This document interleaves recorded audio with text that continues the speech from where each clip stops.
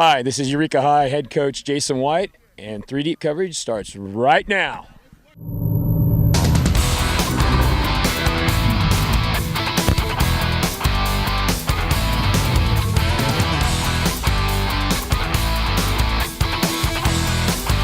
Good evening and welcome to 3 Deep coverage alongside Victor Anguiano.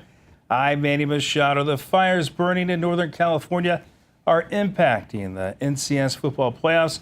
Both St. Bernard's and Fortuna will now play on Monday. In the meantime, Eureka, Del Norte, and South Fork were looking to seal a ticket to the next round. We'll show you how they did. Also, the end of an era. Humboldt State will play their final game in program history this Saturday. And College of the Redwoods also ends the 2018 season on the road, but we get started tonight with the playoff football on the gridiron as Eureka football enjoyed another undefeated regular season for their hard work.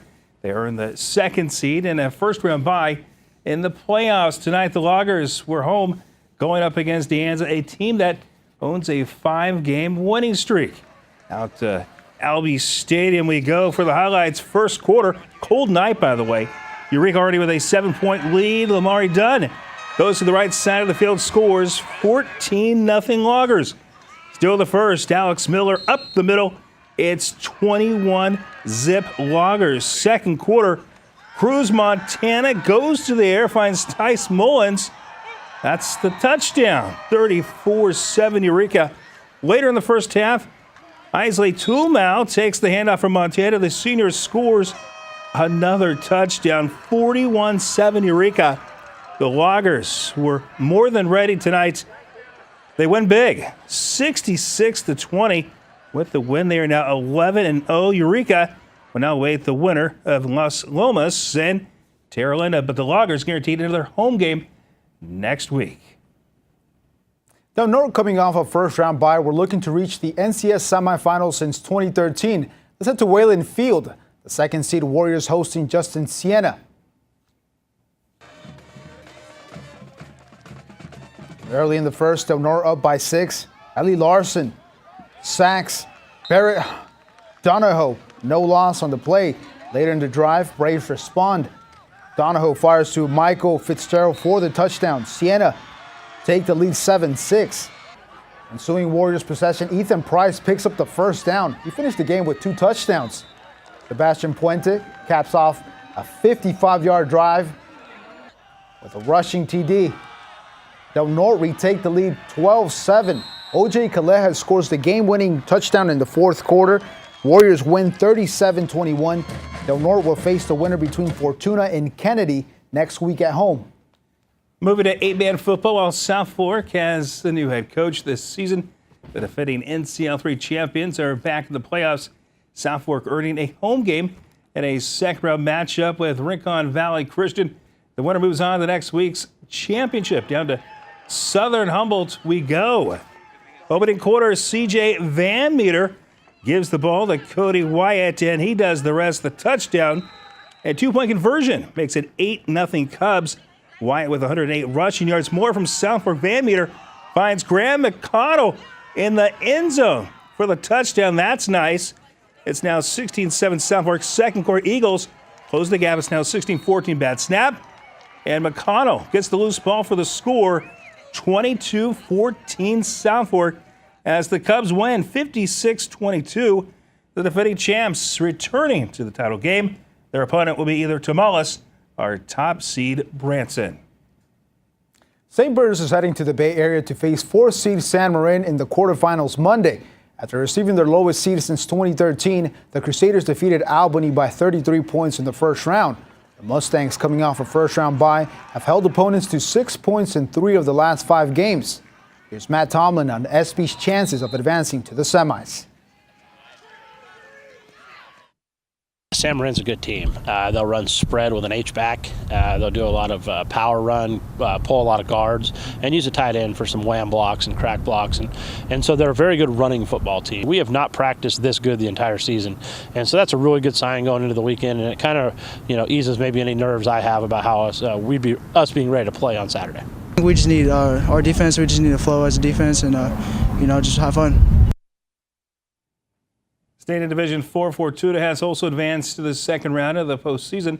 The number 6 Huskies hit the road travels to the Bay Area Monday, facing third-seeded Kennedy.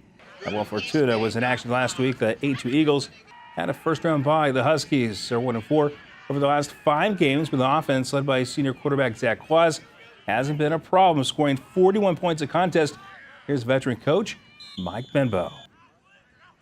It's a team effort, and we have a very good offensive line. Our defense is getting there, but I think that Zach has been an incredible part of our program, and unfortunately he's going to graduate and move forward. But that's the way it goes. But no, we're very pleased with where he's taken us and where he's going to take us. We're not just a one type of team. We don't just pass. We don't just run out of this formation or anything. We run and pass out of all the formations we have, and we have so many different formations. So I think it's just the defense isn't ready for what we're about to run because they don't know what's coming next. Some Monday football for the local teams. We are just getting started.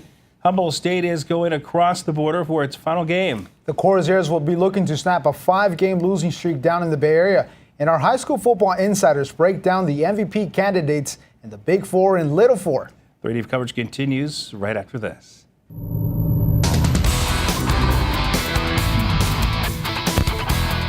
Hi, this is CAL FIRE Battalion Chief Chris Ramey, and you're watching 3 Deep coverage.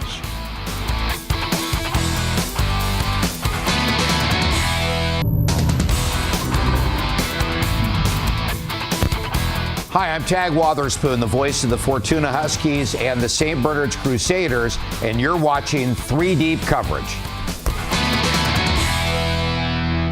Welcome back. The voice of Humboldt State football, J.B. Mathers, has said adjusting to life without the Jags will take some time. After more than 90 seasons, HSU will play their final game in program history. As the team prepares to face Simon Fraser, they appreciate being part of the Green and Gold family.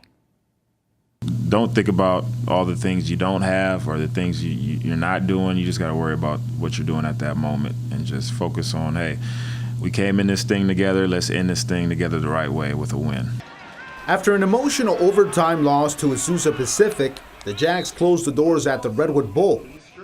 Despite Humboldt State playing their final home game in Week 10, wearing green and gold on Saturdays has created everlasting memories. Even after this, I'll be talking to some of these guys for the rest of my life, lifelong friends, man, and it's just the environment here is crazy. For a Division II program to have so much community support at the games is nothing like it.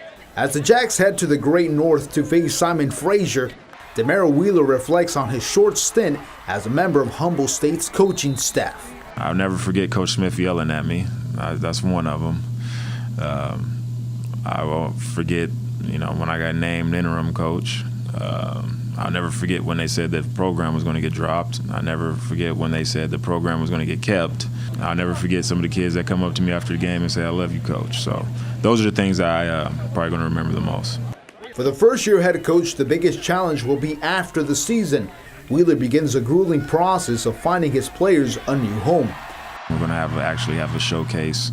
There'll be some college coaches here kind of watching the guys work out and move around. And then we're going to help them with compliance as far as knowing what they need in order to transfer and whatnot. After 402 wins and 11 conference titles, Saturday's matchup against the Clan will be a celebration of Jags football.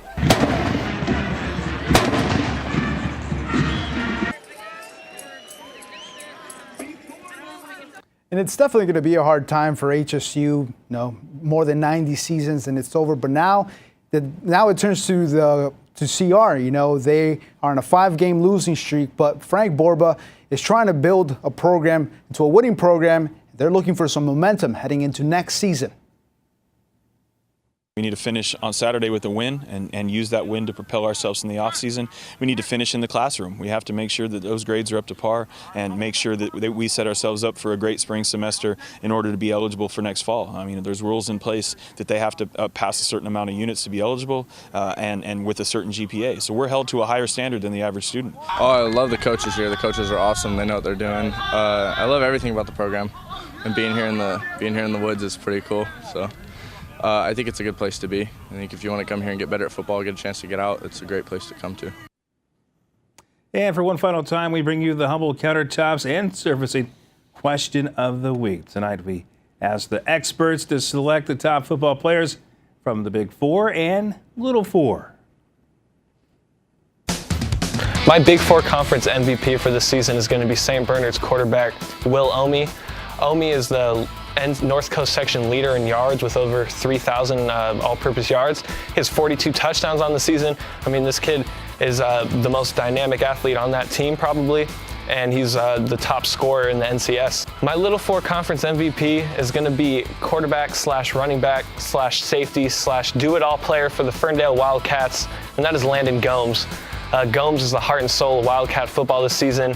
A handful of touchdowns, a ferocious player. He's a guy that their head coach, Clint McClurg, always praises as bringing true football intensity. In the Big Four Conference, it really begins and ends with the best team here on the North Coast, and that's the Eureka Loggers. It's going to be a co-MVP situation with seniors Cruz Montana, who's like a coach on the field, and then on the defensive side of the football, senior Tice Mullins, who really is the leader. In the Little Four, after talking with my insiders, we have come up with someone who's really not on a lot of people's radar, and that would be senior Kevin Madero of the Arcata Tigers. He was really, one of their unsung heroes, was on the field for almost all the snaps this season, and he had an outstanding year.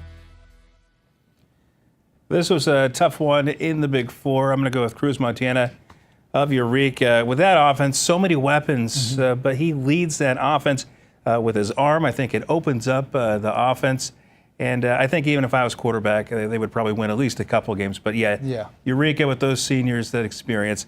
Landon Gomes of Ferndale. I think every Ferndale game I was at this season, Gomes, no matter what position he was playing, if it was just hitting the opponent hard, tackles, and then running with the ball. Gomes, the tops in the Little Four. I think Will Omi, what he has been able to do, this first year, St. Bernard's is in the Big Four, and he's been able to step up. This guy's just a junior, and obviously, Cruz Montana and the juggernaut that is Eureka, obviously they're going to be favorites. But what Will Omi has demonstrated is like this team can get better, and he can get better entering his senior year. And in the Little Four, I'll probably have to take Matthew Robinson. I stick with the quarterbacks, because he helped that team that was plagued with injuries the entire season to a Little Four title. So, I think I got to go with Matthew Robinson on that one. All right, great pick. So let's take a look at tonight's action. You see Eureka victorious tonight at home. Del Norte also moving on. South Fork advances to the championship in 8-man football. St. Bernard's Fortuna both playing on the road on Monday. Don't forget, you can watch a replay of tonight's show on the Redwood News website at KIM-TV.com. It's simple to view. Just go to our sports page and click on the 3 Deep link. You can also go to our Twitter page for all the latest local sports. And before we go, we want to thank Coast Central Credit Union and Humble Countertops and Servicing for sponsoring 3 Deep coverage this season. Good night.